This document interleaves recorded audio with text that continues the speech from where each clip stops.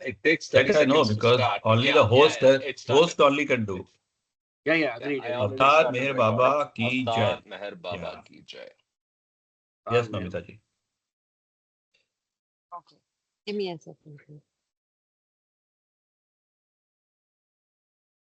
The seven realities: existence, love, sacrifice, renunciation, knowledge, control, and surrender. Baba says, I give no importance to creed, dogma, caste, or the performance of religious ceremonies and rites, but to the understanding of the following. The only real existence is that of the one and only God, who is the self in every finite self. The only real love is the love for this infinity God, which arouses an intense longing to see, know, and become one with its truth, God. The only real sacrifice is that in which, in pursuance of this love, all things, body, mind, position, welfare, and even life itself, are sacrificed. The only real renunciation is that which abandons, even in the midst of worldly duties, all selfish thoughts and desires. The only real knowledge is the knowledge that God is the inner dweller in good people and so called bad, in saint and in so called sinner. This knowledge requires you to help all as uh, equally as circumstances demand, without expectation of reward. When compelled to take part in a dispute, to act without the slightest trace of enmity or hatred, to try to make others happy with brotherly or sisterly feeling for each one, and to harm no one in thought, word, or deed, not even those who harm you. The only real control is the discipline of the senses to abstain from indulgence in low desires, which alone ensures absolute purity of character. The only real surrender is that in which poise is undisturbed by any adverse circumstance, and the individual, amidst every kind of hardship, is resigned with perfect calm to the will of God. Tar Meher Baba ki jai.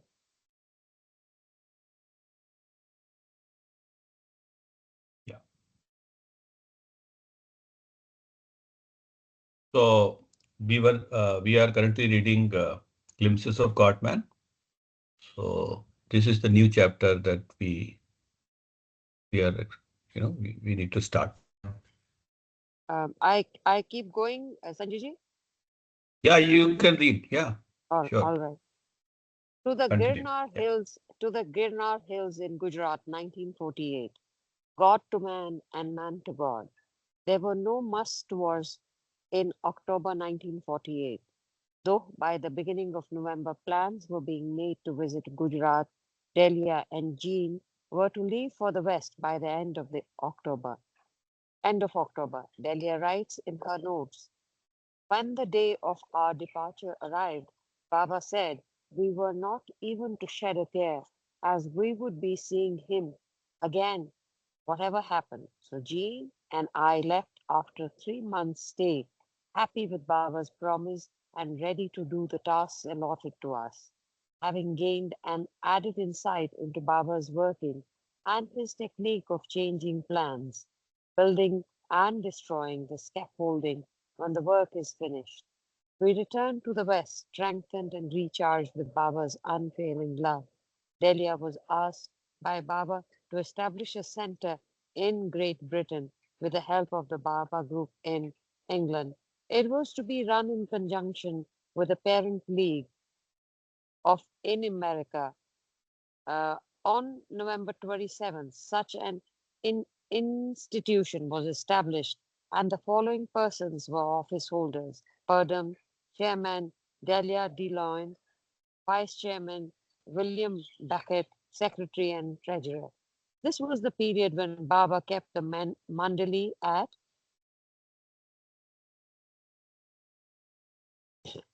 uh, Merazad Mehrazad. and Merazad and Mehrabad, busy participating in his work of activity and inactivity, the external life of intense activities and the quiet stays of immense activity are the two aspects of the indivisible, awake life of the God man, even at work, giving as God and living as man. Those who stayed near him were trained to lead a life as wished by him. We find a passing reference to this phase in one of Baba's messages, sent about this time to one of his dear ones in the United States. Baba stated, God is very natural, I would say very human, and one who finds God as he really is becomes unnatural as God himself. To achieve this, amongst the complete activity shall always be a period of complete inactivity. One must reach a state beyond desire. When one does not want anything, he has everything. Meher Baba's Discourses, Volume 1 to 5, were, all, were already printed and published in India. On October 25th, a meeting was held to discuss the subject of reprinting them in the West. Burdam was asked to edit the discourses. He was allowed to make linguistic changes in order to make the original discourses more readable to Westerners without excluding the stories, similes, and examples. It was to he was to write an introduction to this edition. Norina Elizabeth, Dr. Deshmukh, Dr. Ghani, Adi Senior, and Ramju freely discussed this matter in the presence of Baba. It was during this meeting that Meher Baba suggested a new title for all the discourses, which were to be compiled in one book, God to Man and Man to God. The book was published by Victor Gollancz Limited, London in 1955. Meher Baba's discourses will ever be of great help to the sincere seekers of truth. Purdom, at the close of the introduction, wrote, these discourses cover a wide field, but they begin and end with the reader himself.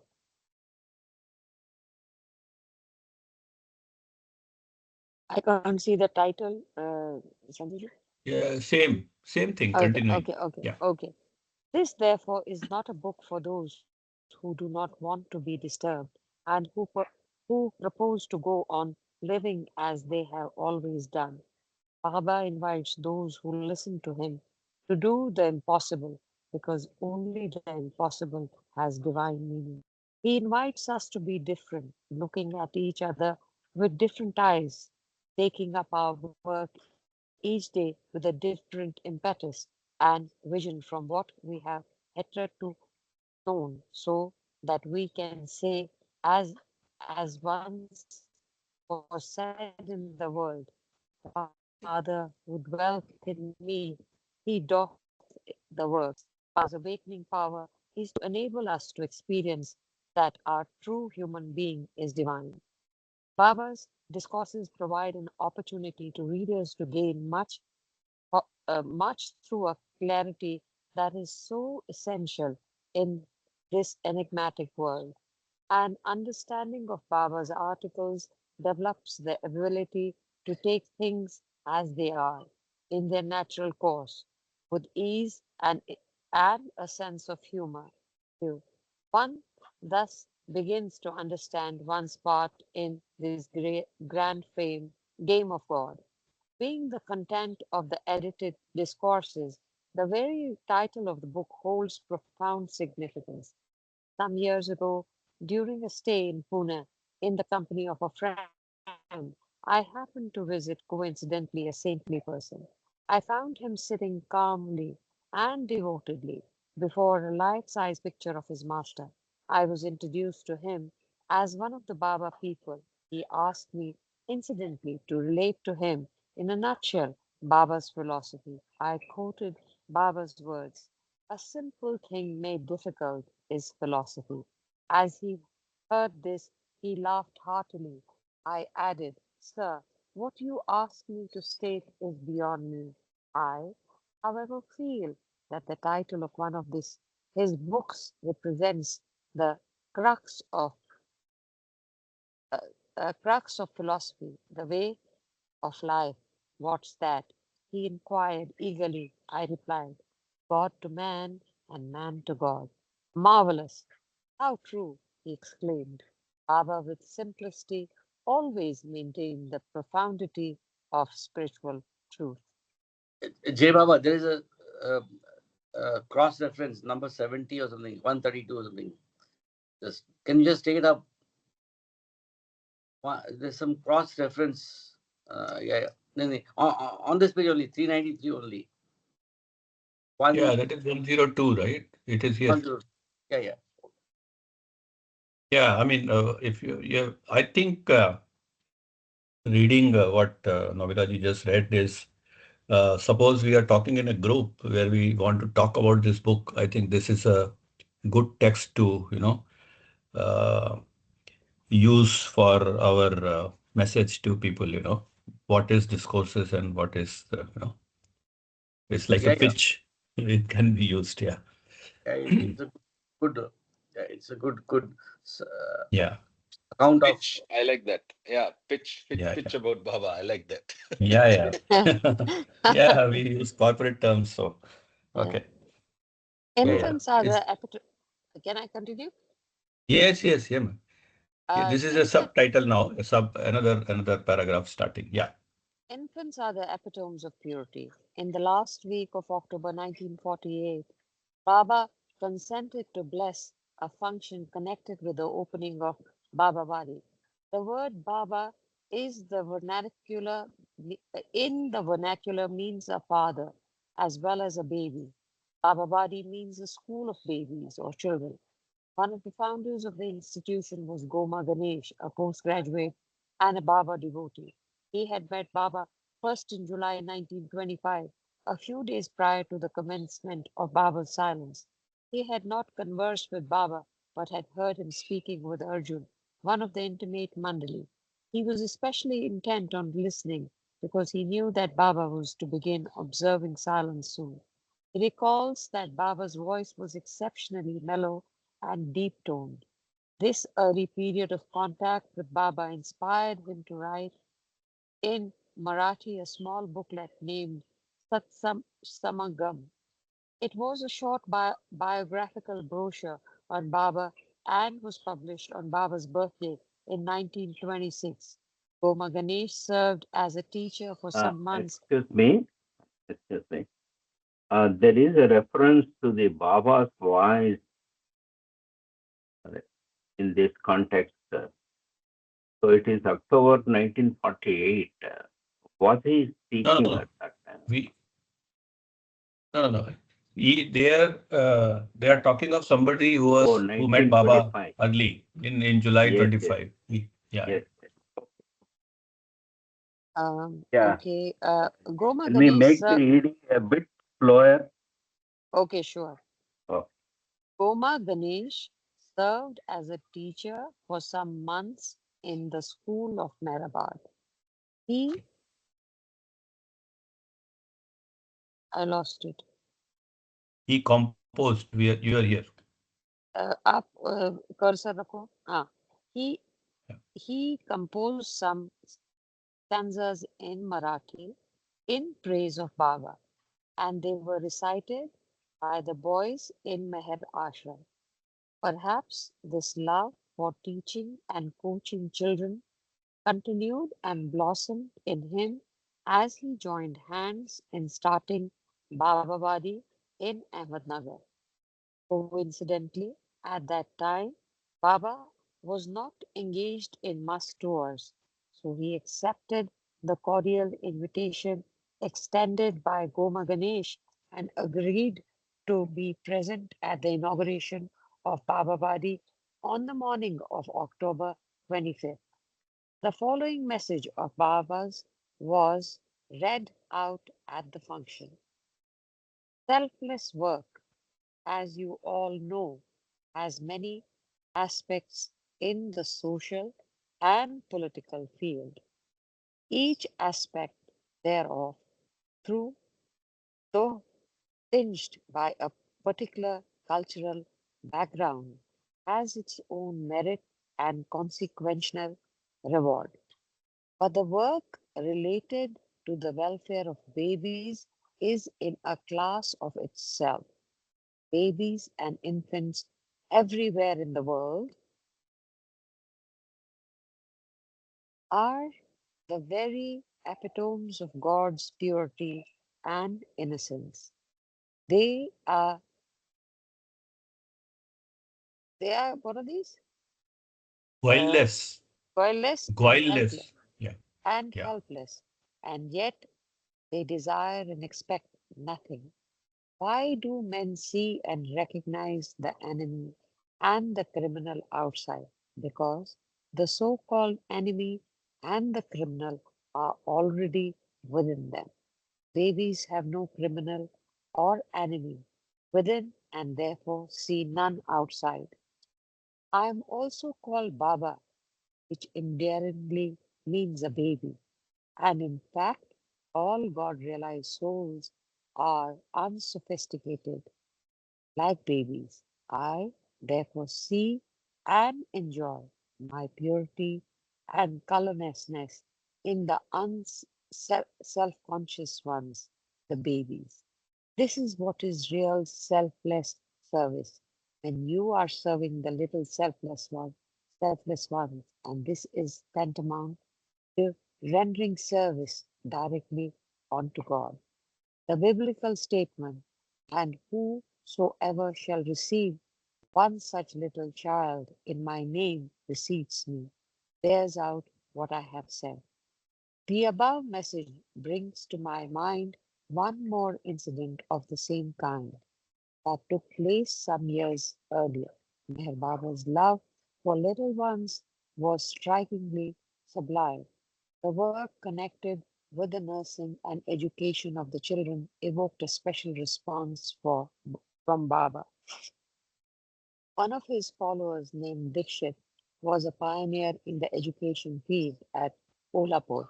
He was one of the founders of a reputable institution, the premises of which were known as Tapovan, the forest school, where boys were expected to practice tap, the penance of learning.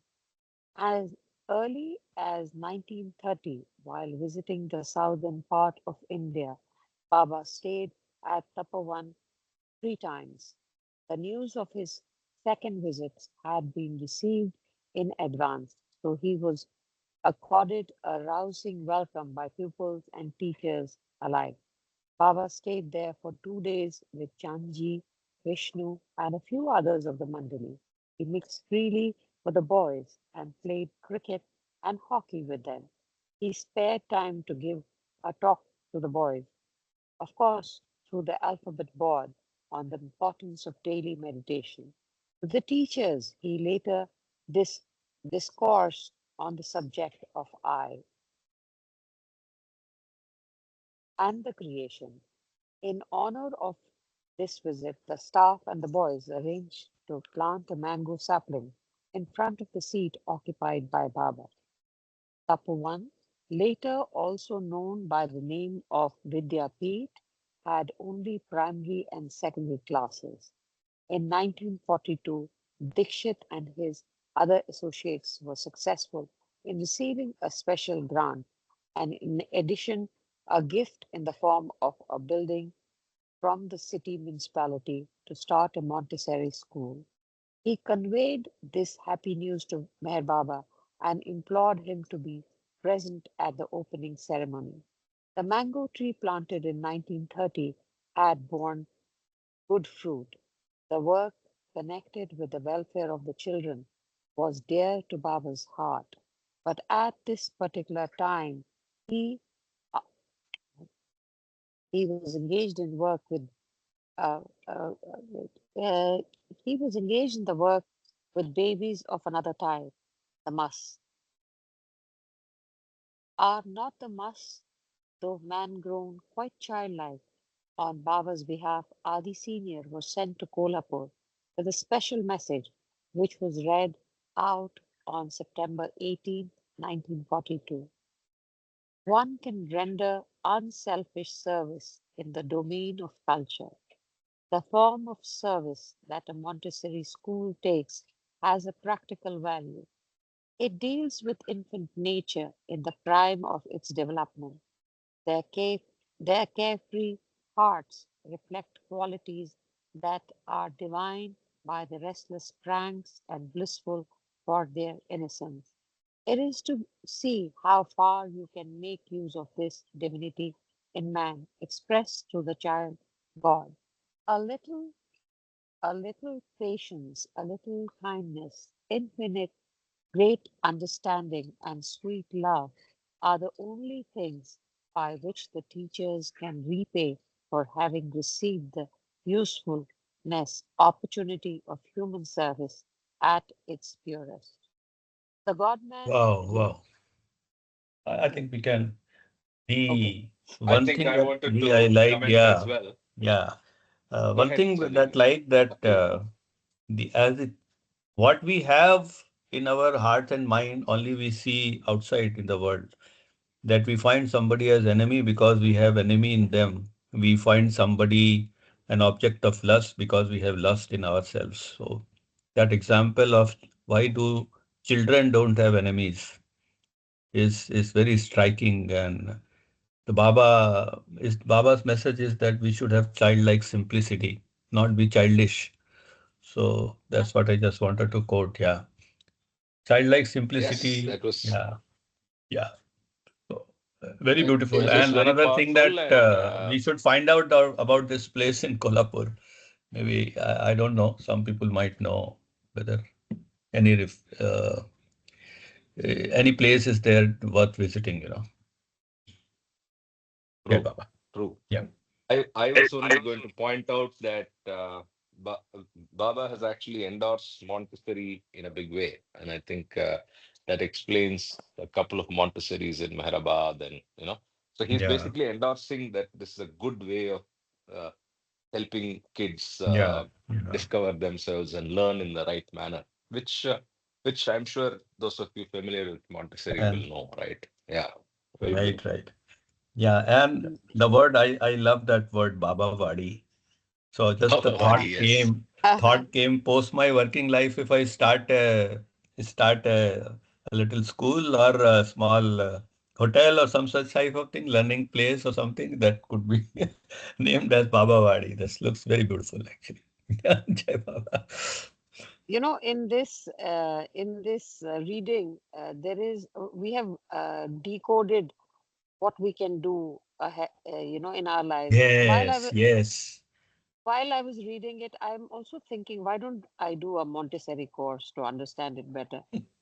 And in Mehrabad also, whenever Sunil and I go, we get we get an opportunity to interact with children, and we Yes. we feel utmost joy meeting them, talking to them, and enabling them in Baba's at Baba's feet.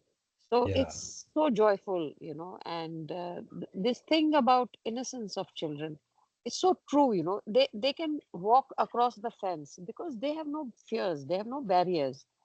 And similarly, if they could kiss anybody, they can do anything, because they haven't conditioned their minds yet.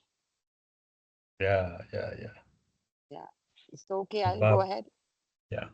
Please Jai continue. Baba, I just want to add that being childlike is being nearer to God. So even in everyone there is a child, and there's an adult in every uh, uh, in child. So, but being childlike, they say, is like being, as Namita ji and others have said, innocent, without any apprehensions, and being absolutely pure hearted. So being childlike is being pure hearted. Yeah, and if Yeah. you're childish, then you have to work on yourself. You think It's Yes, childish yes. is different, childlike is different. I think Yeah, yeah. uh, there are, there are two different meanings and connotations to being childish and childlike. Jai Baba, Yeah, yeah. yes. Jai So Baba. I'll continue. The Yes. God-man remains wakeful in sleep. At the beginning of November 1948, Baba set out as on a must tour in Saurashtra, a part of Gujarat. Vaidul, Kaka, Gustaji, and Irich, the regular must team, accompanied Baba. In addition to this group, for this visit, Baba also asked Adi Senior to the Girnar Hills in Gujarat. Nariman, Meherji, and Chagan to go with him. The night of November 2nd, the party reached Jonagar, one of the famous towns in Saurashtra. Behind this township stands the well-known Datar Hills. Baba's intention was to stay on this hill in seclusion for 2 days. The party decided to camp for the night in one of the shrines in Jonagad. It was dark, and the Mandali cleaned a small room with the help of a tiny broom and a dim lamp. This was to be Baba's bedroom. Outside there was a bench of concrete. The Mandali thought that it would be used by those in the night watch. As they had reached the shrine after hours of tiring train travel and felt fatigued, a good supper and rest were much needed. Baba assigned the timing for the disciples to attend him in turns at night. Just a question, Yeah. why did Baba have these night watchmen outside when he was in a room all the time? Does anyone know? Because Baba was not Yeah, actually sleeping, as we have read. He was, Hmm, though he physically his eyes was closed, but he was always working. And my understanding, he didn't want to be disturbed. I see. So even when, there are stories when Bhau would find that he has a mosquito on his, he is doing that watchman duty. He has a Yeah, mosquito on his foot, and he wants to, tap it. And Baba is sleeping, so he does it. And then Baba says, "Why are you disturbing me?" You know. So yeah, Baba was always working. So that's, I think, a very simple thing that we can probably comprehend, but there could be more meanings to that. yeah, yeah, Think there is what you surely said is, more meaning, well, as you said. Yeah, go ahead. That would be. sorry, uh, Yeah, yeah. as Sanjay said, that he is doing his work. So there is some mention that he used to do his universal work or some work where which he used to do at very intense universal work, which is beyond our comprehension. But he used to uh, do his universal and spiritual work at that time, and then Bhau or other watchmen were there so that he would not be disturbed at all. I have a question. What is actually universal work? Okay, universal work is basically uh, something to do with the sanskaric and the karmic uh, load of of the good and the bad sanskaras which he tries to dissolve. And that is what is his advent has been advent of love and to uh, and to bring greater and better living for the humanity and to reduce suffering. It's mentioned either in discourses or some other places, but it is definitely in the Baba literature. Thank you. I'll continue reading. Gustaji, the silent disciple of One the. second. Yes, One second. yes. I just wanted to comment on the night watch. I think I agree with Sanjay ji that there was a lot more. And if you read the Bhav episodes, the Krishna episodes, the multiple night watch episodes, obviously he was working on them. They were all selected special souls who were being tested for conviction, surrenderance, and obviously some specific things which only Baba knows. So, in his omniscience and omnipresence, he does not need a night watch, which is what Yeah, probably why even you ask this question now. So yeah, he does not need any night watch. So it yeah, was obviously to work on these souls, and maybe there was a physical element of protection, especially back in the day. And there was always element of seclusion on where he slept, where he was, that was away from the rest. So there was also maybe an aspect of physical security, but like I said, he doesn't need anything. He knows everything, right? Yeah, So yeah. there was obviously a lot more that was happening. And two levels. One is the universal work, which is for the whole of creation, not just uh, a soul.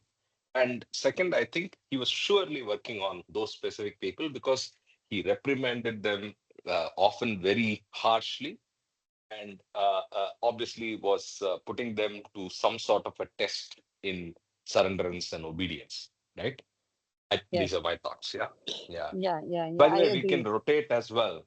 Maybe we can Yes. rotate as well the reading if you're But okay, time. I'll read this page and Yeah, then yeah, sure, sure. Yeah, sure, I'm sure, kind sure. of liking it. Good, good. Please go ahead. Stop when you Finish feel this. like it. That's more Yeah, yeah. important. Yeah. Jai Baba. Then I'll keep going. No, after this page, I'll pass on the baton. Gustaji, the silent disciple of the silent master, was to attend Baba from 3 a.m. on. When he commenced duty, it was quite dark and cloudy, and he leisurely took his seat on the bench. After some time, he wished to urinate. He was entirely new to the place. So instead of, I've read this is so funny. He was entirely new to the place. So instead of groping here and there, and also to be close enough to hear Baba's call, a clap, he thought of moving a little away to the rear side of the bench.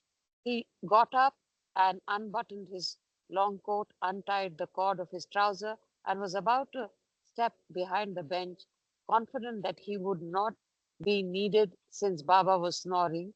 Just then he heard Baba's clap.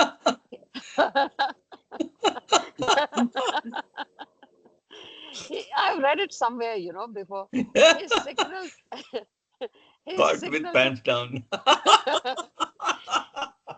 his signal to call in the one on night watch. His signal to call in the one on night watch. Hurriedly, Gustaji rearranged his trousers, buttoned up his coat, and went inside. Baba inquired why he did not come at once. Gustaji had to explain through gestures the reason for his late arrival. Baba Yeah, gestured back. he All himself right, was for silent, the no? Gustaji himself was keeping silence. So that's why. I see, I see. Yeah, yeah. All So right, that's why he's explaining through his gestures. gestures. Yeah. All Continue. right, Yeah. for the all right. For the present, I do not want anything, but be seated on the bench. I may call you anytime. As the Mandali were trained to a life of obedience to Baba, poor Gustaji had to curb the urge to empty his bladder and sit quietly on that old concrete bench. After an hour or so, Baba clapped, and Gustaji instantly opened the door and stepped in. The master looked pleased and gestured, happy with your promptness. You can now ease yourself if you want to. Baba is so funny. By this time, the sky was clear and fair. Gustaji looked carefully behind the bench, and to his amazement, he saw the reflection of the stars. Is that water or land? He wondered. There was, in fact, a lake by the side of the shrine. A few hours earlier, Gustaji had not suspected its existence in the darkness of the night. Had not Baba clapped in the nick of time, Gustaji would have fallen into the water and been in great danger of drowning. Being silent, he could not have been able to call out for help. The God man's omnipresent attention saved him from the mishap. In, in a few instances, when the Mandali had heard Baba snoring, they were surprised to find that in spite of this, he was aware of what was going on around him. The sleep of the God man cannot overlap his real state of everlasting wakefulness. In his so called sleep, he just rests his body. In the course of time, he drops the body, but his ever luminous wakefulness continues of itself to watch and guide those who love him and are working in his cause. Avatar Meher Baba ki jai. I pass Yeah. on the baton. Yes, yes. Jai Baba. Ashok, do you want to read or you want me to read? One more comment that I wanted to make was see the level of surrenderance that Baba expects that, even their basic needs, even Baba was controlling these people, as Karthik was rightly saying, he was working through these people. So they were just like, moving mazoobs or moving what we call, no? You have these birds, no? Zombies kind of, who don't have anything of their own. They were just being, moved around by Baba. And there was such a high level of surrenderance. It's Even they can't urinate of their own, that that also is surrender to Baba. Jai Baba. Jay Baba, Yeah. getting sentimental or melodramatic. Yeah. I think that in discourses in the inner circle or the 122, uh, even before the avatar comes down, descendants of him through the perfect masters, the whole divine script is already pre-scripted. And what the Mandali are also doing is they are coming with Vijnani Sanskaras, just like the avatar. So only after the avatar had, like in our current time, Baba met the five perfect masters, and then Upasni Maharaj, each one of them opened up different aspects of Baba. Baba Jan, I think it was bliss, or of course, Upasni Maharaj was knowledge. So then the avatar himself consciously is comes to be aware that he is the avatar, and he starts working with his yoga sanskaras, just like all the perfect masters and the God realized souls. So what you're saying is basically a scripted version, and they are working with their Vijnani sanskaras, which is already predetermined. That is my understanding. Jai Baba. Yeah. Jai Baba. Ashok, do you want to read or? yeah, Uh, yeah. I can read. yeah, yeah. Please. Yeah. Avatar Meher Baba ki Jai. The greatness of the Girnar Hills. The next day, November 3, Baba contacted two mosques in Junagadh. Jina Sen was in a Mazub like state. It was reported that a few years before, he would stand all night in water and meditate. He was now found lying unconcernedly under a tree. The other must, Munga Sen Mastan, was experiencing a deeper state of Mazubiyat. He rarely spoke and had to be fed by others. He just looked at Baba with all the tenderness in his heart, a unique communication. You have to just raise the. Oh, sorry. It's okay. A unique communication where words dare not disturb the the dignity of silence. Baba liked Munga Sen and wished to keep him near during the period of seclusion on Datar Hill in the Ganna ranges. On the top of his hill, there is on the top of this hill there is a samadhi said to be that of a God realized soul named Papu Zamil Shah Datar. It is also said, however, that he once entered one of the caves on this hill and disappeared. People believe that his spiritual presence is still felt and that he guides sincere aspirants in their internal journey to God. Baba and the Mandli trudged hundreds of steps up to reach the Samadhi on the summit. Munga Sen, the must, was carried in a sedan chair. During the 2 day seclusion, Baba sat alone with this mute must in silent conferences. Baba was observing a fast, but he regularly fed Munga Sen with his own hands. At the close of the seclusion period, the poor living near and about this hill were called into the shrine, and Baba offered some money to each as prasad. Perhaps it was a pretext under which Baba established with these fallen souls a spiritual contact that would guide them on their way back to him. On Datar Hill, the Baba party also came across a band of sincere aspirants, and Baba praised their life of exemplary simplicity. By November 6th, Baba was back in Junagadh. The following day, the party scaled another summit of the Girnar Hills. There, Baba sat alone for hours in one of the caves named after the sage king Bhartru Hari. With reference to the spiritual atmosphere of the Girnar Hills, Baba stated that every avatar born in India has visited this area. In favor of the surcharged atmosphere, a tale has been carried to this day that in olden times, some aspirants would fling themselves from one of the high crags down to the deep dale below. This was not undertaken out of despair or desperation. It was carried out as the climax of the most solemn and splendid ceremony. And down the cliff, their bodies would be devoured in no time by the lions for which these jungles are still famous. Wow. A silent emanation of the spiritual perfume. In addition to the Girnar area, Meher Baba has mentioned two more places in India that abound in spiritual atmosphere. Rishikesh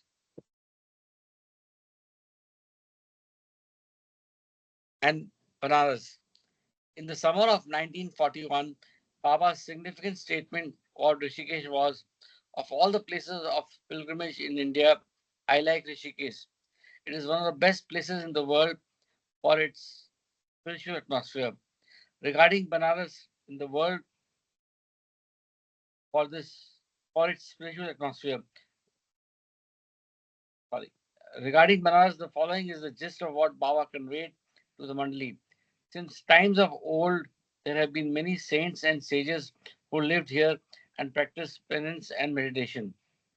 Some Sadgurus, perfect masters, stayed here. It is due to this advanced souls and the perfect masters that this place is surcharged with spiritual vibrations. True sanctity does not lie in the dead walls of the brick and stone or the waters, but is due to the great spiritual personalities who stayed here and filled the environment with the fire of their love in the great spiritual forces released by the masters. The avatars, Rama, Krishna, and even Jesus had been at Banaras during certain periods of their lives. Oh, this is something. Okay. Yeah, the spiritual. Because we do not even the same thing is said about Junagadh. So in our books we do not find a reference of at least Rama going in that direction. Though Krishna did go to Dwarka uh, near Somnath temple, that area. But Rama's story does not generally talk of him traveling in that direction. So quite revealing. Yeah. Jai Baba, continue, sir. Yeah, quite revealing and the significance of Banaras and it is also a place where I mean these scouts and other people they try to they try to exploit people who come there. That is at many places. So that's a different subject, Ashokji. That's it. I think there are many such places where such this thing is there. Even in Haridwar, it is there. So, but that does not Yeah, bring that does down the not sanctity of the place. Yeah. that does not bring down Yeah. Yeah. the Yeah. the sanctity differently of the Yeah. place. Yes. And I'll just continue one sec. Yeah. Uh, After recharging. Yeah. yeah. After recharging the spiritual atmosphere of all the important places in India, Avatar Meher Baba at present silently but powerfully emanates an all-inclusive spiritual perfume from the tomb on Mehrabad Hill. Hundreds who visit the tomb bear testimony to this supernal fragrance. How can I let the God man go? By November 11th, Meher Baba was at Delhi and contacted two musts and two mastanis. One of the musts was quite old, always preferred to keep his whole body covered with a blanket. The only bait that induced him to uncover his face was offering him pan. The old Mastani lived in such a tiny but hut. The old Mastani lived in a tiny hut that one wondered how she could manage to get in and out of it. The next day, Baba visited two centenarian sadhus who had undergone severe austerities. November Jai 12th, Baba, Jai yes, Baba. Sorry to interrupt, but talking about spiritual atmosphere, Banaras and Rishikesh, of course, we know. I think all of us have been there. I'm actually in Jabalpur.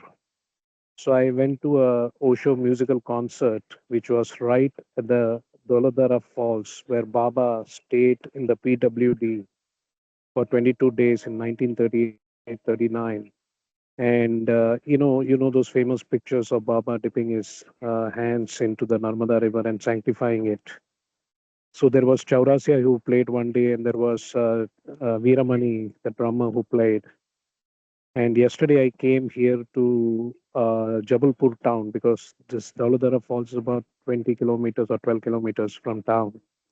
So I'm staying in the Osho ashram here. And yesterday evening I went to the Rang Mahal. Sorry, this is one of the places that Baba visited also here, you know. So definitely I'll tell you, I'm very impressed by Jabalpur because very green, lot of water bodies. The people are always smiling and very nice. And definitely, the Narmada River, there's a MPT tourism, and you should definitely go there and stay there for 2 3 days. There was another temple which had 64 Devis. I'll send you the link. I went there twice, like, and Baba had gone to the temple also. You know, of course, he was living in the neighborhood. It's an 8th century, 11th century temple. Of course, the idols have been desecrated, but the inner sanctum is beautiful. It's worth visiting. You know, this place is really surcharged near the Narmada River. You know, Jai Baba.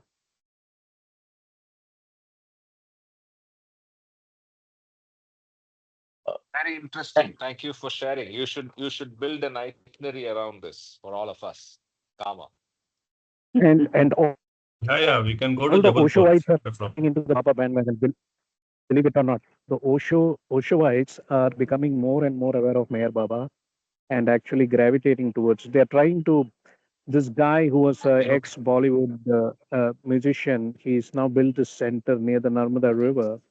And yesterday he was at a meeting with the GM Railways or something. They want to create a Osho train which goes from Jabalpur to Pune, which I think probably will go via Shirdi, Ketgaon and Ahmednagar, I Oh, believe. this one. So this guy is into Shirdi Sai Baba, Meher Baba, and Osho kind of situation. So, so the whole comedy, divine comedy happening, like But I can tell you, the Oshoites are really very keen on getting into the Baba bandwagon. So I think Baba is sending me to all these places to meet these dudes. I think, yeah, Baba. Jai Baba. You become Jai the Baba. ambassador of Baba. Jai Baba. So the Yeah, most surcharged uh, say, physical frame amongst us is Kama. Ah, Hmm. I'll continue. Yes, Yes, yes. yes. Jai Baba. November 12th was regarded as one of the more eventful days because of Baba's contact with the remarkable must named Amanullah Kabuli. He was a type by himself, a mixture of Jalali and Jamali qualities. His responses and states alternatively changed from Salik-like to Mazub-like. Baba felt pleased to have a secluded contact with this rare type of God intoxicated soul. At the close of the meeting, the must inquired of the Baba party where it was proceeding. Baidul told him that they were bound for Ajmer, whereupon the must experienced a desire to accompany them. It was one of Baba's ways that he expected a happy parting with the must. Through Baidul, he gave Amanullah a 10 rupee note and asked him to make his own arrangements and happily allow the party to take leave. When Baidul cordially pressed the must for such oral permission, he gave Baba,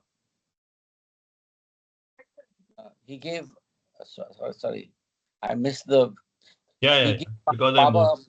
pleading look and replied, when the God man is standing in front of me, how can I let him go? Baidul, however, tried again to seek his consent.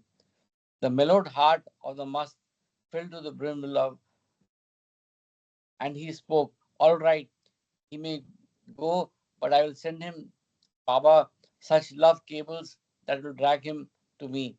Hearing this, Baba gestured, in that case, I am sure to come. With these words of assurance, the must felt overjoyed and began to quote some lines from Urdu and Persian couplets, all in praise of Baba, the God man. At the end, the must held Baba's hand with great fervor and was almost in tears. I'll go get the book. Baba's divine glance had surely touched the tender chord of his consciousness. It was a touching farewell.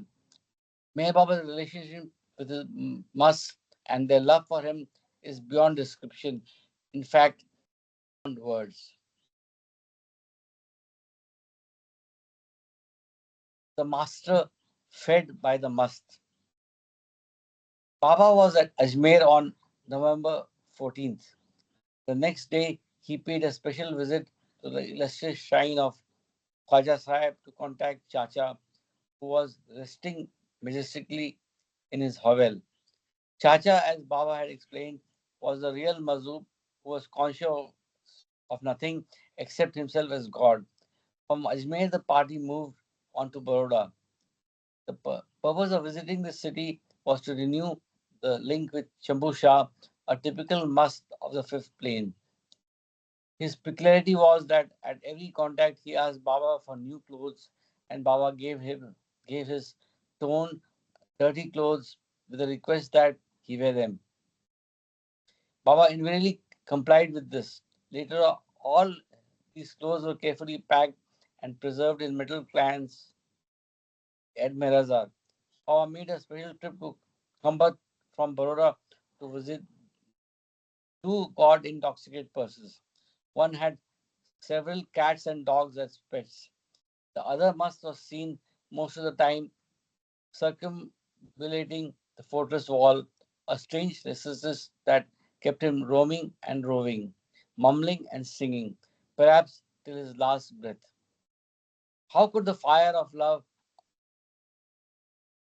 allow a must either work or rest? Viramgaon lay to the northwest of Kambat. A must at this place, Haji Ahmed regularly visited a pond at night and sported in the water. He remained naked day and night, a grown man child. Baba, still in Saurashtra, moved on to Morvi, a beautiful town on the banks of the river Machu. Here an eminent must lived whose name was Mazub Ali Shah. He should not be confused with Ali Shah, the loving and quiet must of Ahmednagar. This Mazub of Morvi was short and fat. Immersed in Mazubiyat, he sat looking nowhere, yet waiting with some aloofness for God knows what. Perhaps it was for his meeting with the God man. He seldom spoke unless spoken to. At times, after warbling a word or two, he would slip into a strange remoteness off from the world,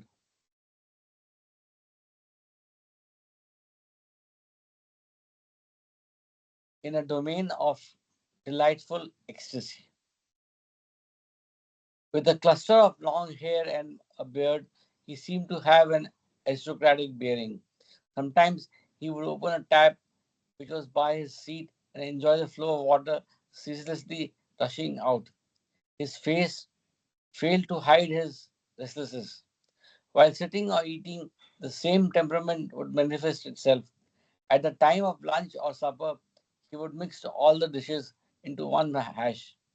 He would eat a little and distribute the rest among those near him. It was about midnight when Baba visited the stately spiritual personality. On seeing him at a distance, the must exclaimed in loud voice, "The real fakir." Fakir generally means a pure mendicant, but in Sufi terminology, the term real fakir means a perfect master.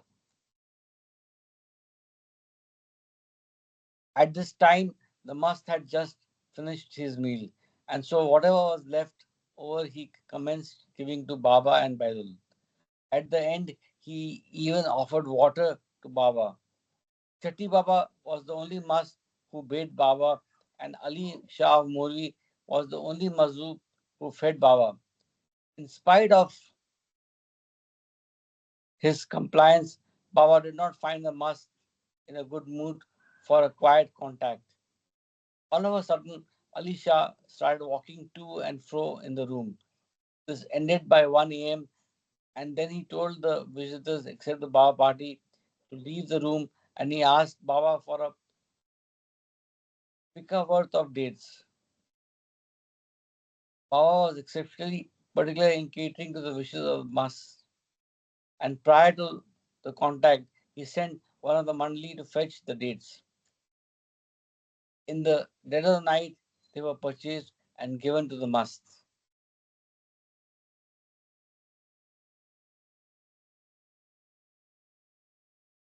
Sanjay ji, you Yeah, yeah, know, yeah. Sorry.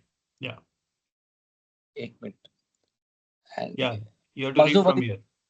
Mazhubali Shah felt satisfied, and Baba happily sat with him for a secluded contact. The nature of such work Baba alone knew, New. but it must have been an amiable affair because Baba, with his men, left Morvi in a merry mood. At Rajkot, on the way back, Baba asked the Mandli to invite 150 poor persons, and he very lovingly offered prasad to all. At Ahmedabad, he contacted over 100 sadhus in the ashram of Jagannath Maharaj.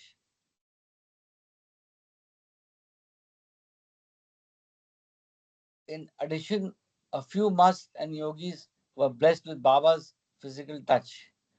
A must named Majnun was grey haired and had closeted himself in a shrine for about 30 years. A yogi named Harihar Maharaj had been standing for years on one leg. He generally kept his face covered to ward off inquisitors. It seemed that he had mastered the art of taking rest and sleep in the standing posture. From Ahmedabad, the party left for Bombay. The Mandli felt tired and lack of good food and rest. The Mandli felt tired from lack of good food and rest. They had no time to wash and put on clean clothes, but the thoughts of such things would occur to them only when they commenced the return journey. Where is that dumb fellow? Uh, I just share that, during Amar Tithi, uh, we don't think uh, of clothes and other things. It's just we think of spending more time at Samadhi. Anyway, just a recollection. Where is that dumb fellow? An unusual gale of great velocity hit the land while they journeyed back to Bombay. Trees were uprooted and a few fell across roads and railway tracks. The heavy rain that followed dislocated railway traffic and created breaches in the tracks.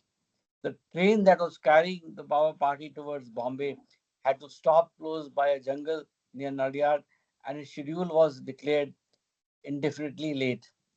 The Mandli with Baba had accommodated themselves in a small third class coupe, generally reserved for the servants of those traveling in the first class compartment. The composite bogie was the first behind the engine. Baba wished to have tea. The engine driver was a Parsi gentleman. So Eresh approached him and asked him in Gujarati if he could spare some good water, to which he replied, very gladly. The Baba party had tea, and the Mandli commenced playing the card game of La Risk with Baba.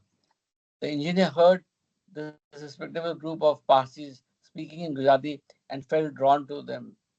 He peeped, he peeped in and, as a gesture of friendliness, joined them in the game of cards.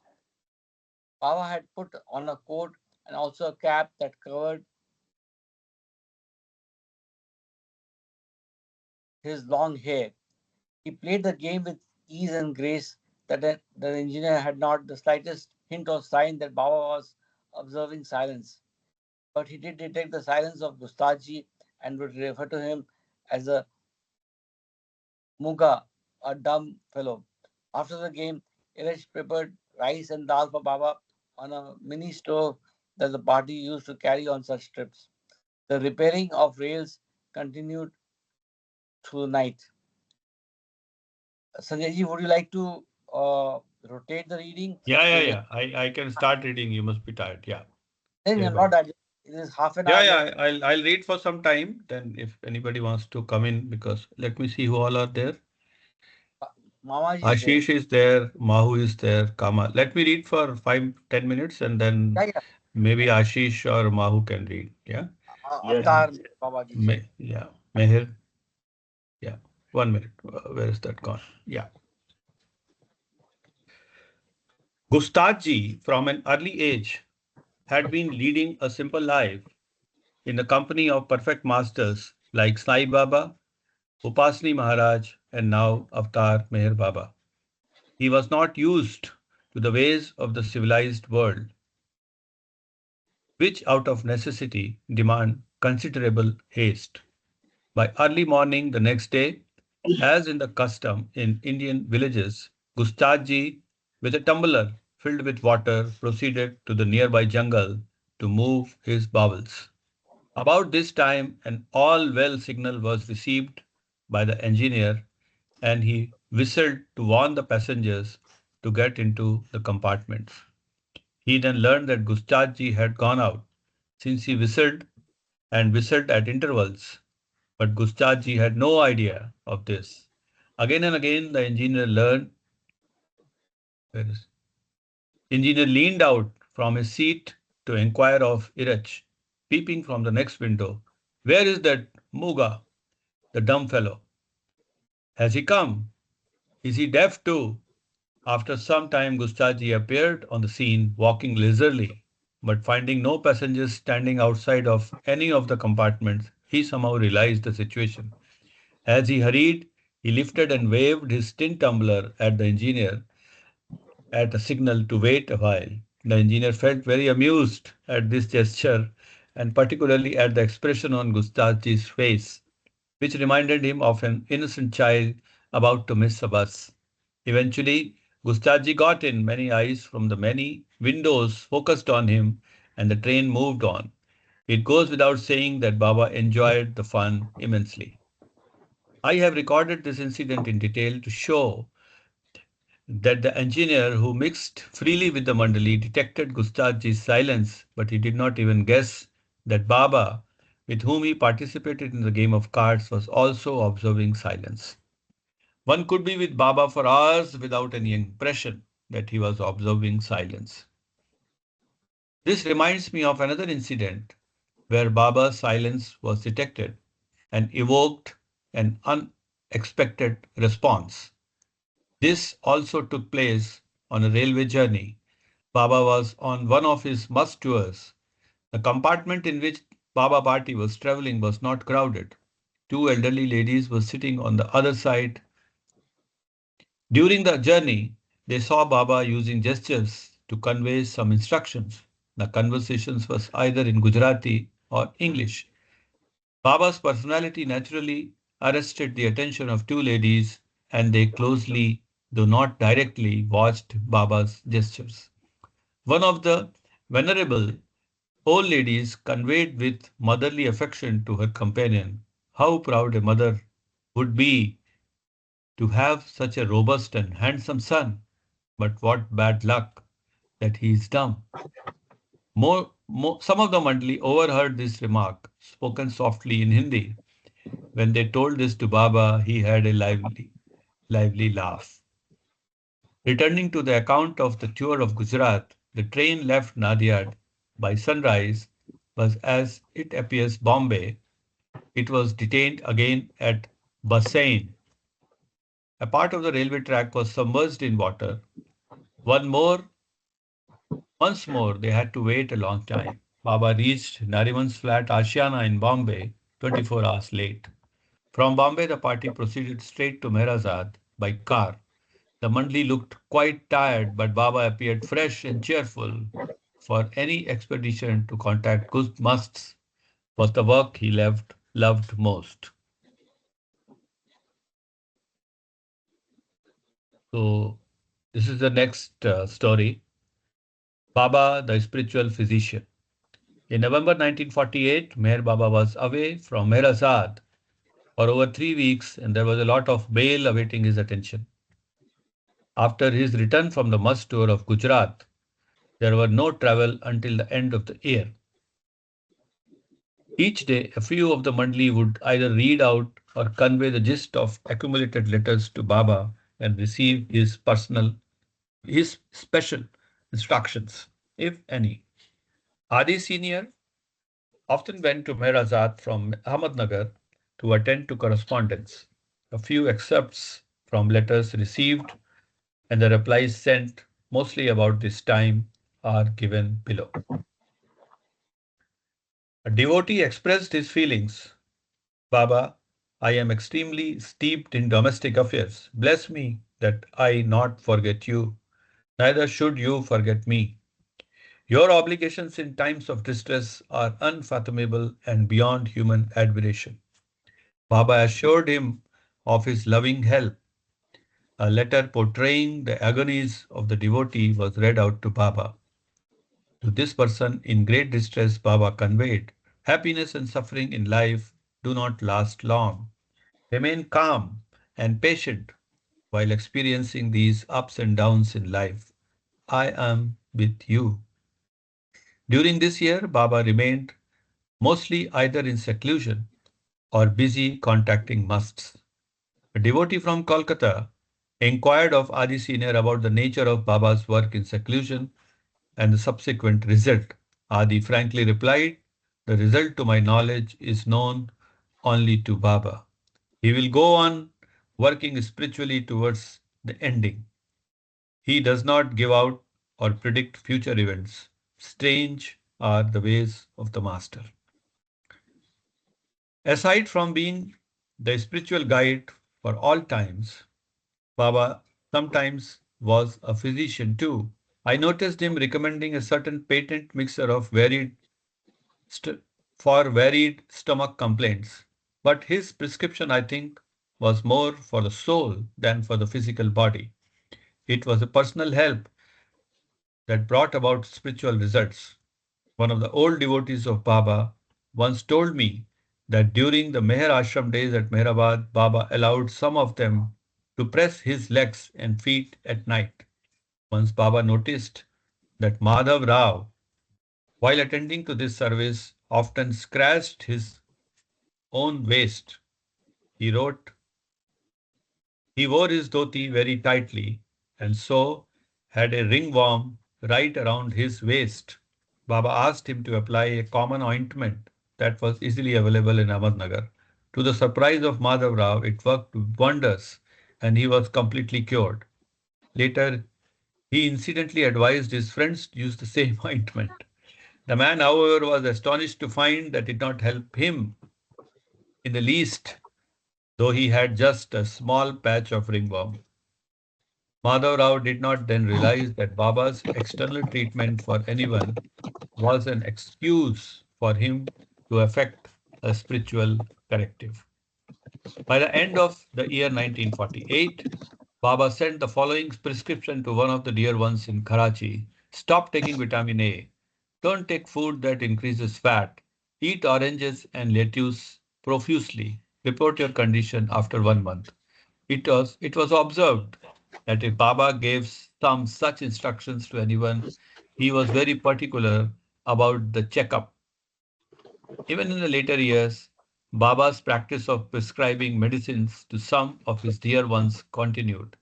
It was surely a pleasing way to pass on his spiritual aid. By the way, I may state that I was also one of his patients. Jai Baba, who else? Anybody would like to take over? Ashish or Mahu who wants to come Yeah, yeah, first? Yeah, I can. yeah. So maybe you can read for 10 minutes and then we can ask Mahu if she wants to read. Yeah, Jai Baba. Yeah. The mail, the mail often brought a variety of Title. communications. Title is Reply to a Spiritual Riddle. Yeah, yeah, Reply to yeah, spiritual riddle. yeah. The mail often brought a variety of communications. Sometimes the contents would present a contrast. One wrote to Baba for his blessings on the occasion of naming ceremony of his grandson. A letter from another devotee conveyed information about the passing away of a dear one in the family. Baba, to whom births and deaths were like the waking and sleep of the one indivisible life, had a work of cheer or comfort for each. A letter here or there would appear rather amusing.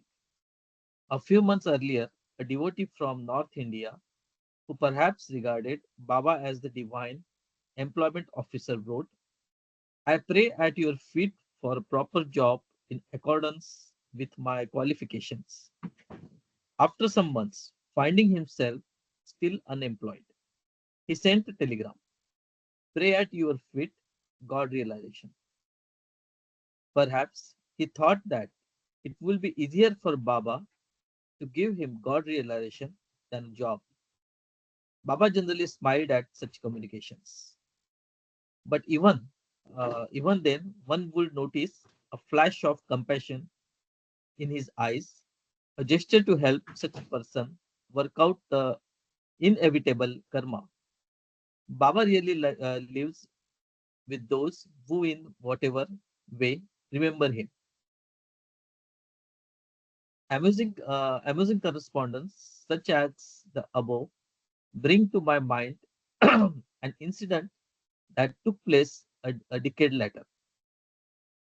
Generally, Baba did not expect the Mandali to acknowledge such letters. Sometimes, however, he showed interest in replying to even a strange query. During my stay with Baba in Guru Prasad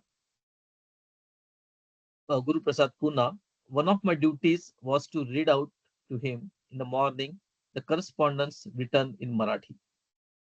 In a letter addressed to Baba, a devotee from Baramati quoted a few lines of poetry by one of the saints in Maharashtra. The rhyme contained some specific yogic terms.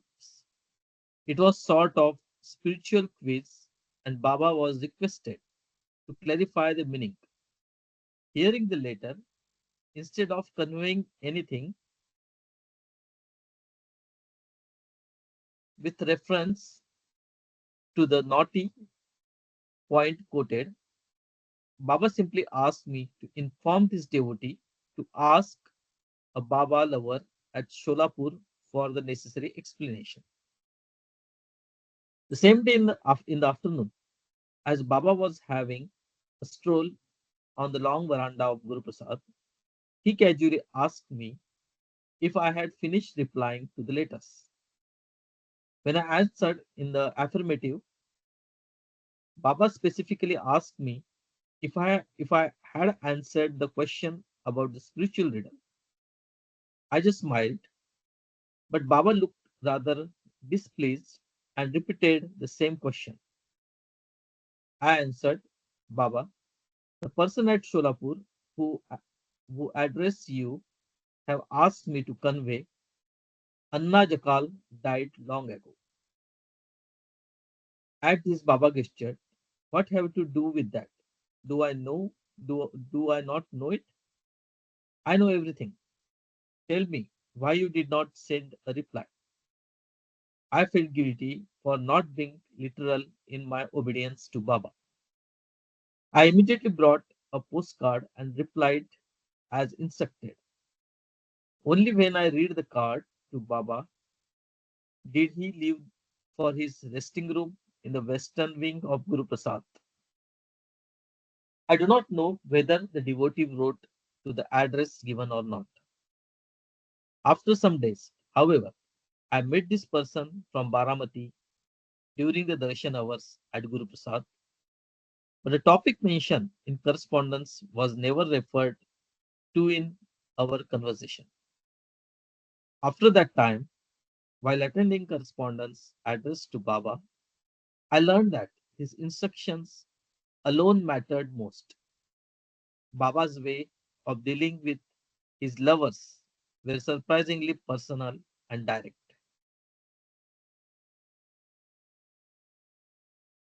Phase of contacting the teenagers. Youth is full of vigor and vigorous. It holds energy in abundance. Youngsters are eager to express themselves and in this process are not mindful or whether they are helping or harassing others. But they have an open mind too, and are ready to invite a transformation in their lives, provided the appeal in human and not condemnatory condemnatory. Baba's relationship with his young devotee was joyful and loving. One of the teenagers in Baba family at Bombay wrote a letter to Baba expressing rumors about some mischief he had done and also asked Baba's advice on certain other points.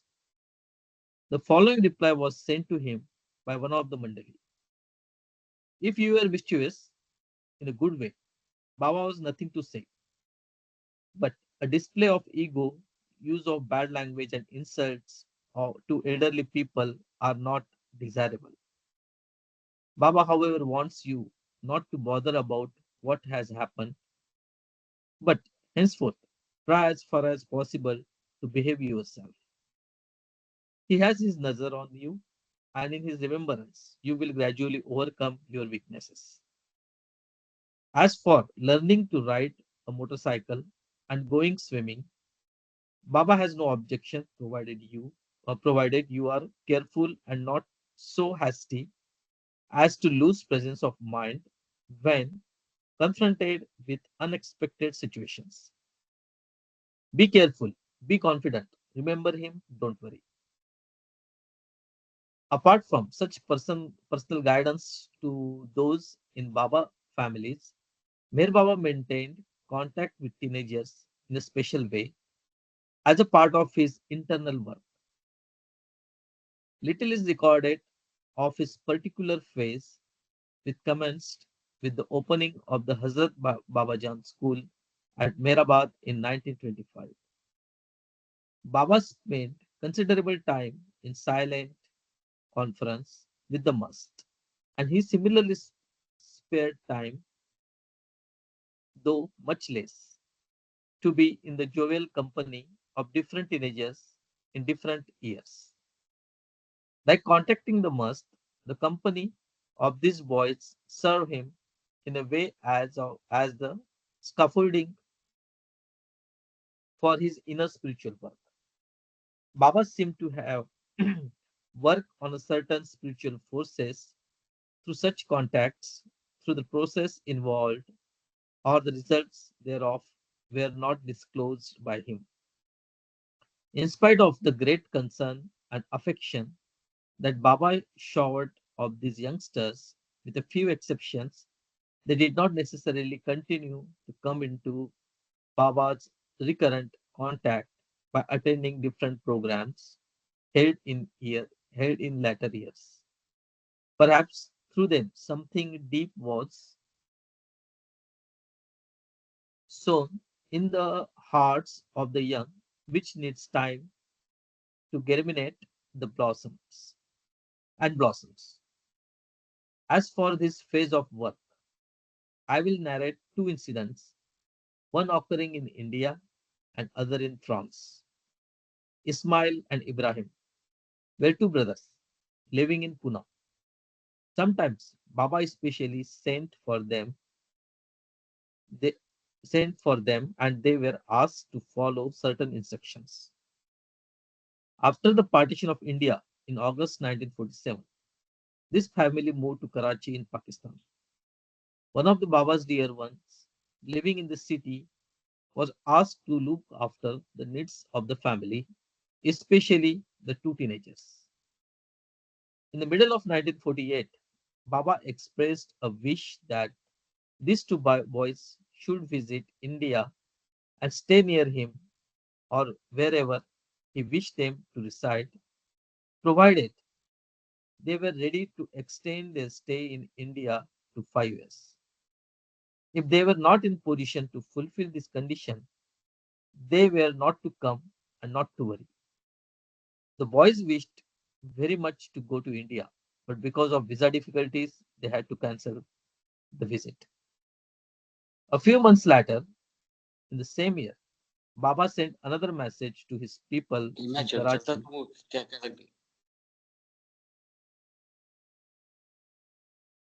Then a few months later, in the same year, Baba sent another message to his people in Karachi to try again and obtain visas for as many days as was permissible and send these boys to Ahmednagar as soon as possible.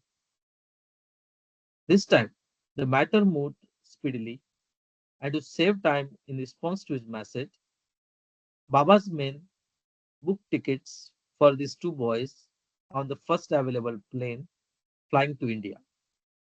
The plane, however, did not land at Bombay on schedule. Baba felt very concerned, and a telegram was sent to Karachi with the necessary inquiries in this matter. By the time message reached Pakistan, the boys had arrived in India, so another telegram regarding their safe arrival was duly sent. Baba could seemingly be very ignorant, but this could never detract from his knowledge, his all knowingness. The two boys did get the privilege of being Baba's company for some days, and then they were sent back to Pakistan. Whenever such young visitors stayed near Baba, he paid great attention to their needs than their parents did. He would see that their health, education, and future prospects were not ignored. At the time of parting, Baba generally very lovingly offered them something as prasad, either in cash or kind. Search Jai for Baba. the ideal, yeah, Baba. Search for the ideal boy. This phase of work was carried on even during Baba's visit to the West. For instance, during Baba's 1937 visit to Cannes in France, he expressed a wish to invite as a guest some vital, good natured boy from Europe who would stay at Cannes. The problem, particularly of bringing him to stay with an Indian master, was not an easy one. After due inquiry, Dr. William Donkin was deputed to visit the Spanish Refugee Association in Paris. Because of the political situation prevailing in Spain, the association was located in France. Dr. Donkin was successful in winning the authorities' permission to release a teenager to accompany him to Cannes. The boy did not know either English or French well. Owing to the new environment, he felt rather nervous. Baba wished that the boy should feel at home and remain cheerful, so Sam Cohen taught him the language while Countess Nadine Tolstoy initiated him into music lessons. Baba instructed Dr. Nilu to look after the health of this young visitor, and he himself took time to play games with him and work in his own way. Baba expected the boy to be vital and jovial, but the young Spaniard was of a quiet temperament. The boy was taken back to Paris at the close of Baba's stay in Cannes. By this time of the situation in Spain had considerably changed, and the boy soon returned to his homeland. Baba has not explained the significance and subtleties of his work in contacting teenager. But as I do not wish to leave unrecorded this typical phase in Baba's life, I have narrated just the visible portion of these incidents. The introductory part of this phase considered each time in a search for an ideal boy. There are some interesting stories connected with this search, but to relate them, here will be digression. Nevertheless, I remember another incident which may be regarded as indicative of the closing of this particular phase. In April 1955, there was a meeting at Rosewood in Satara. At that time, Baba's brother Behram brought for the first time copies of Special Baba picture. It was developed from a group photo of his school friends, all teenagers. In this picture, Baba had seen squatting on an old strip carpet, and on his chest a small medal was pinned to his long black coat. Holding the picture between his fingertips, Baba showed it to us and casually conveyed, I was in search of perfect boy like this. Good that I found him. Then he switched to some other subject. Whether he was joking or was serious, I cannot say. But it was noticed that after that, the phase of searching for the ideal boy gradually came to close. Jai Baba.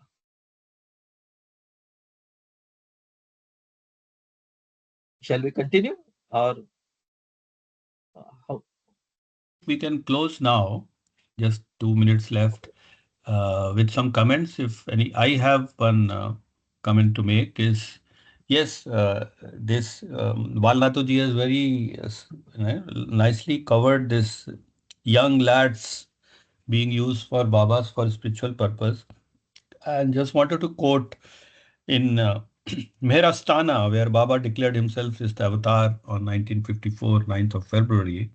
When Baba visited for the first time, his condition was that he wanted 14 boys of all aged 14 in such a small village, which is still very remote.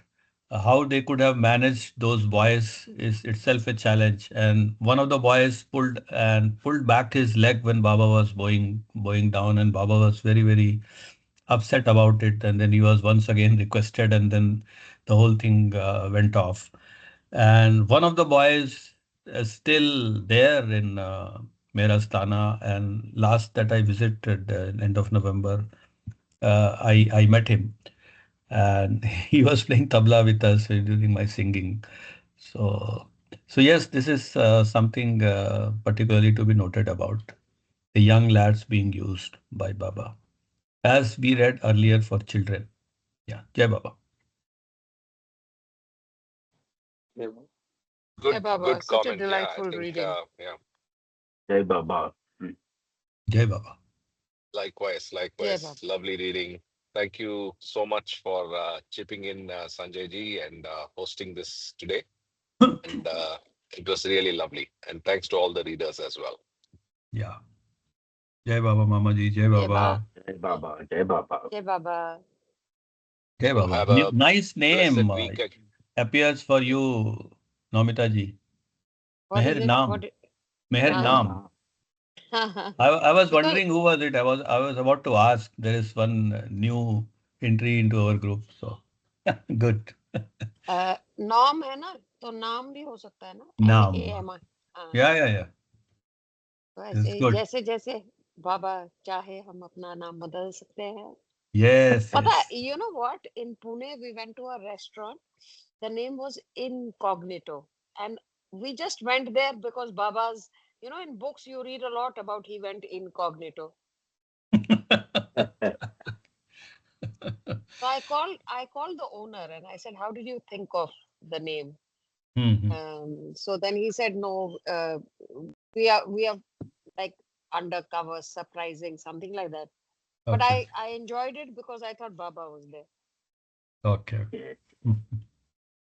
Jai We Baba. are back in Definitely. Singapore now after 2.5 months. Feels nice. Okay. Oh, Jai 4.5 Baba. months. Okay. Yeah. Jai Baba. All right. Have a Okay, lovely on that Saturday. note, everybody have a great Saturday, and look forward to seeing you all tomorrow for discourses slash listen humanity. Look Yeah. forward to that. Yeah. On Meher Baba on ki that note, jai. we say Shava, Shava. Yeah. Okay, sure. Uh, Ciao. Balle, balle, and Jai Karthik, Baba. shava. Jai Jai Baba. Baba. Jai I think Baba. Jai Baba. we call Yeah, sure. Kama to give us the itinerary of Jabalpur.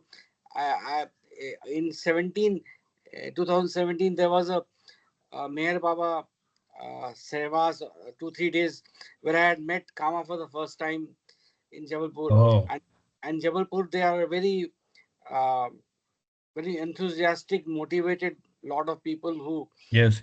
host Baba meetings. So we Yeah. should get Yeah. that But itinerary. Ashokji, before that, what is happening with the Singapore program? That Singapore also program. you are letting Dhars free of that promise. No, no, Never. they they have to come back. That's always keep their sequence में promise. होगा, सब sequence में होगा, पहले Singapore नहीं बाद में sequence में तो जबलपुर. होगा but but 2025 में we can give an itinerary and Singapore का तो सिंगापुर के वासी ही उसका जवाब We देंगे. should keep reminding that we have not forgotten the promise that she No. made us. Give me the dates and at least this group Oh, is on. Give me the okay. dates. आप लोगों को आप हमारे साथ ठहरेंगे. ठीक है. जमीन पे सोएंगे मगर कोई बात नहीं है, इकट्ठे पूरा नहीं. टाइम जय बाबा करते रहेंगे. जय बाबा करेंगे, ठीक. So this group is not a problem to host. But इससे बड़ा हो गया तो then we'll have to look for hotels and Yeah, it's up to you how you want to plan. Yeah. हाँ आप जय आओ बाबा. ना, आप आने वाले बनो. ठीक है. मामा ठीक जी आपको भी आना है, ठीक है? पता नहीं कहाँ Yes. नीदरलैंड्स जाते हो, इधर गरीबों के पास नहीं आते हो. नमिता जी Okay. सिंगापुर गरीबों का देश नहीं है. सिंगापुर की जीडीपी जो अगर रेप्लिकेट हो जाए सब जगह तो वर्ल्ड की जीडीपी 4 गुना हो जाएगी. चलिए But आपके मुंह में घी शक्कर, पूरा वर्ल्ड तरक्की करे. चलिए अच्छा है. but जय बाबा. बाबा के घर देर है अंधेर नहीं. बिल्कुल. We were last week in Mehrabad, no? We were there on Monday and Tuesday.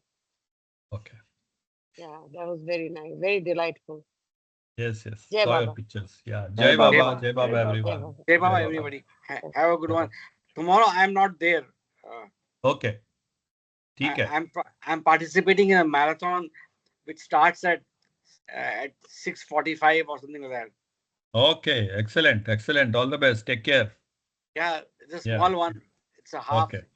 mini marathon, 5 kilometers. But 5 kilometers. Okay. Good. Very nice. Jai Baba. Jai Baba. Jai Baba, Thank you. Ashokji. Thank you Jai for Baba. hosting. Yes. Come on. Jai Baba. Jai Baba, Ashokji. Jai Baba. Thank you.